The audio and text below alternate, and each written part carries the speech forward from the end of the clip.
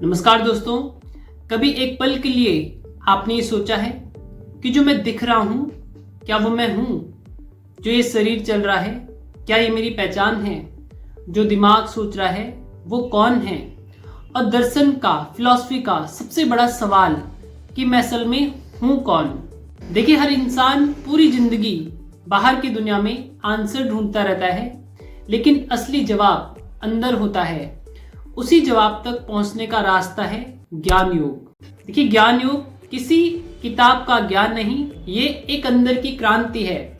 ये वो योग है जो भ्रम को, इल्यूजन को तोड़ता है, अंदर की नींद से जगाता है और इंसान को उसके असली स्वरूप से मिलाता है। ये मार्ग विवेक से शुरू होता है, वैराग्य से शुद्ध होता है, सच संपत्ति से मजबूत होता है, मुमुक्षुत्व से जलता है और श्रवण, मनन, निधिध्यासन से आत्म साक्षात्कार तक पहुंचता है। आज का जो ये वीडियो है, ये ज्ञान योग की सिर्फ जानकारी नहीं, एक यात्रा है हमारे अंदर की ओर। देखिए, ज्ञान योग सिर्फ किताबी ज्ञान नहीं है, ये एक यात्रा है जिसमें इंसान झूठ से सच तक, अहंकार से सत्य तक और भ्रम से अपने असली स्वरूप तक जाता है। देखिए, इस यात्रा को पूरा करने के लिए वेदांत ने 8 सीढ़ियां बताई हैं, 8 स्टेप्स बताए हैं, जिनके बिना ज्ञान योग अधूरा है। ये 8 स्टेप सिर्फ फिलॉसफी नहीं, ये एक ट्रांसफॉर्मेशन का प्रोसेस है। देखिए, इस सीढ़ी का जो पहला स्टेप है वो है विवेक, यानी डिस्क्रिमिनेट। यात्रा यहीं से शुरू होती है, जब इंसान दुनिया की हर चीज में क्या परमानेंट है, क्या टेम्परेरी है, क्या नित्य है, क्या अनित्य है का डिफरेंस देखना शुरू करता है, तो उसके अंदर एक नई आंख खुल जाती है, बुद्धि की आंख, विवेक की आंख। जब इंसान पहली बार ये समझता है कि धन चला जाएगा, शरीर बूढ़ा हो जाएगा, जितने हमारे रिलेशंस हैं बदल जाएंगे, डिजायर्स कभी खत्म नहीं होंगे, तब अंदर एक क्लैरिटी आती है कि ये सब टेम्पररी है और जो चीज कभी बदलती नहीं है वो है हमारे भीतर आत्मा, हमारा इनर कॉन्शियसनेस। देखिए, एग्जाम्पल के लिए मौसम बार बार बदलता रहता है, पर उसके पीछे का जो आकाश है वो कभी नहीं बदलता। यहाँ पर आकाश इनर कॉन्शियसनेस को रिप्रेजेंट करता है और जो मौसम है ये हमारे शरीर को, इमोशन को, थॉट्स को दिखाता है। जब ये क्लैरिटी आती है वही विवेक है। तो यहाँ विवेक का मतलब है ये जान लेना कि क्या नित्य है और क्या अनित्य है। इस यात्रा का जो दूसरा पड़ाव है वो है वैराग्य, यानी डिसअटैचमेंट। देखिए, वैराग्य का मतलब दुनिया को छोड़ना नहीं, बल्कि दुनिया को इतना समझ लेना कि जो टेम्पररी है, जो अनित्य है, वो अपने आप ही छूट जाए। इसका आधार विवेक है।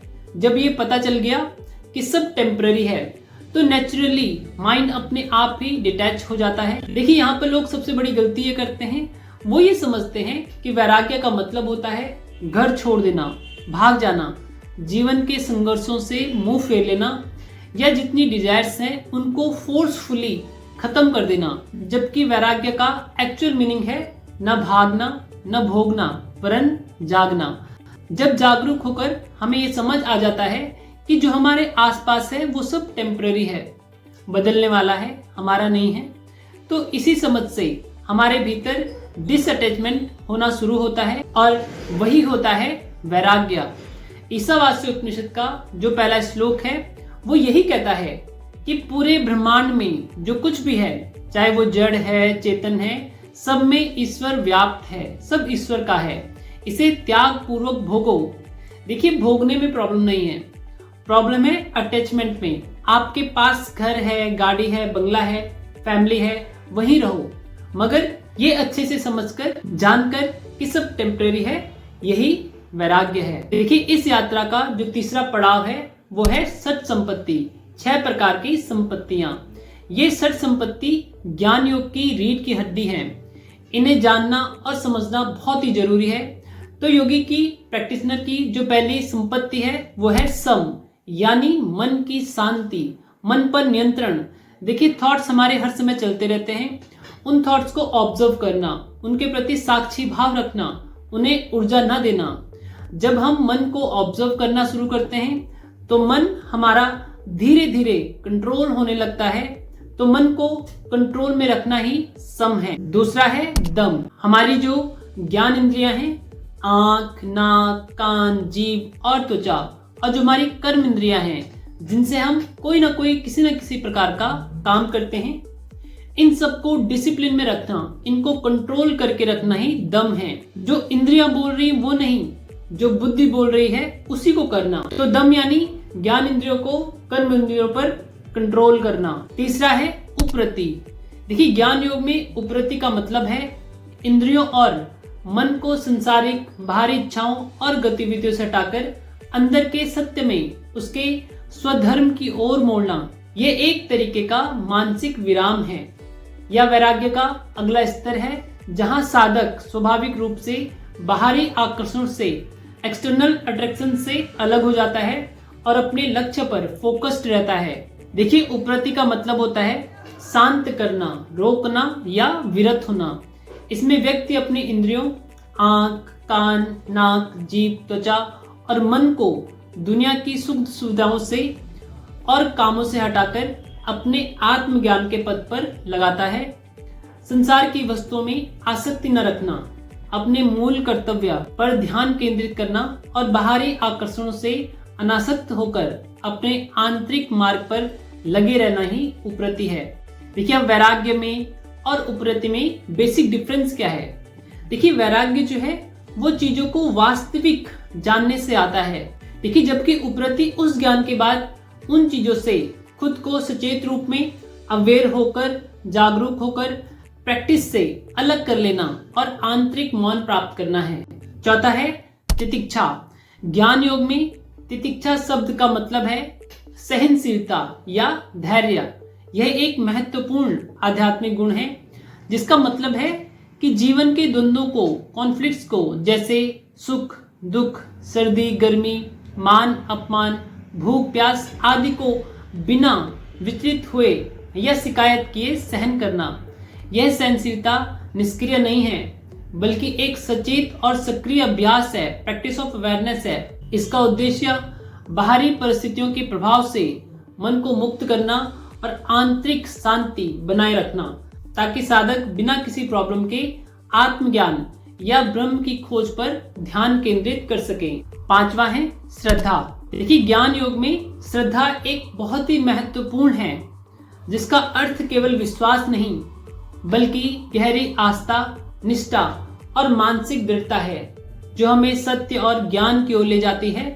यह आंतरिक अंतर ज्ञान से उत्पन्न होती है और योगी को योग साधना में एकाग्रता और सफलता के लिए मोटिवेट करती है, प्रेरित करती है।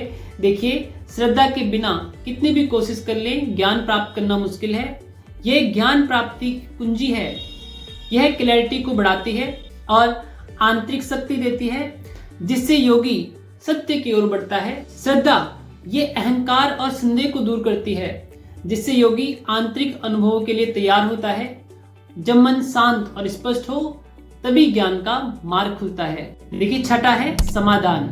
ज्ञान योग में समाधान का अर्थ है निश्चय करना, दृढ़ संकल्प लेना और एकाग्रता के साथ अपने अंतिम आध्यात्मिक लक्ष्य की ओर बढ़ना, जो इंद्रियों और मन को कंट्रोल के बाद आता है।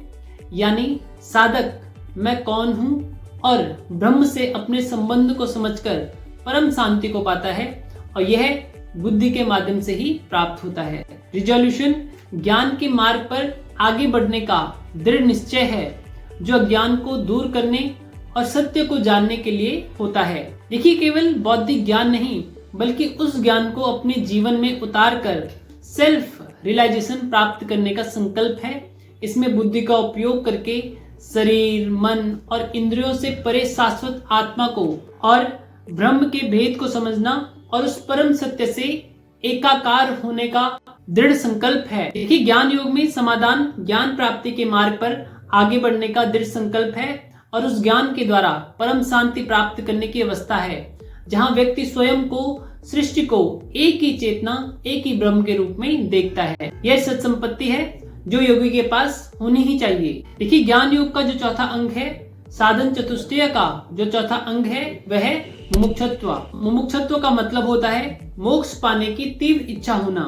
अपने जीवन के सभी दुखों को समाप्त करने की तीव्र जिज्ञासा होना और अपने लक्ष्य को प्राप्त करने के लिए ज्ञान योग को प्रैक्टिस करना। देखिए, अभी जिन 4 अंगों की हमने बात करी है, इन्हें वेदांत में साधन चतुष्टय कहा जाता है, क्योंकि ये ज्ञान मार्ग के बहिरंग योग के 4 स्टेप हैं, इसीलिए इन्हें साधन चतुष्टय कहा जाता है। अब हम ज्ञान मार्ग के अंतरंग योग के बारे में समझते हैं।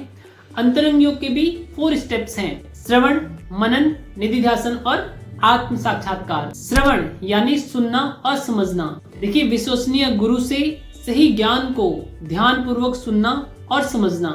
देखिए, इसमें क्या होता है, हम पहली बार ज्ञान को ग्रहण करते हैं, उपनिषद, गीता, योग दर्शन या गुरु के द्वारा बताए गए आध्यात्मिक सिद्धांतों को सीखते हैं। ये क्यों जरूरी है? अगर पहली बार ज्ञान ही न मिले तो आगे कुछ भी करना संभव नहीं होता। इसलिए जो श्रवण है वो बीज बोने जैसा है। श्रवण सिर्फ कान से सुनना नहीं, बल्कि उसको अच्छे से समझना भी है। एग्जाम्पल के लिए, अगर गुरु ये समझाए कि असली आत्मा शरीर नहीं वह चेतना है, तो तुम इस बात को पहली बार सुनते हैं और अच्छे से समझ लेते हैं। यही श्रवण है। दूसरा है मनन, यानी गहराई से सोचना और संदेह मिटाना। मतलब श्रवण में जो सुना उस पर विचार करना, तर्क लगाना, लॉजिक्स लगाना, रैशनल थिंकिंग करना और सारे संदेह को, सारे डाउट्स को दूर करना। देखिए, इसमें क्या होता है कि मन जो है वो सवाल पूछता है, आत्मा शरीर नहीं है, ऐसा कैसे?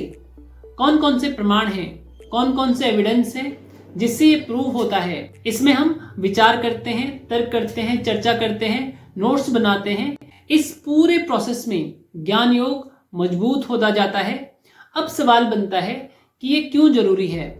देखिए, श्रवण से ज्ञान मिलता है, मनन से ज्ञान स्पष्ट होता है और मजबूत होता है। तीसरा है निधिध्यासन, यानी अनुभव में उतरना, ध्यान में जीना। देखिए, जो ज्ञान मनन से पक्का हुआ उसे लगातार अभ्यास और जीवन में लागू करना, ताकि वह अनुभव बन जाए।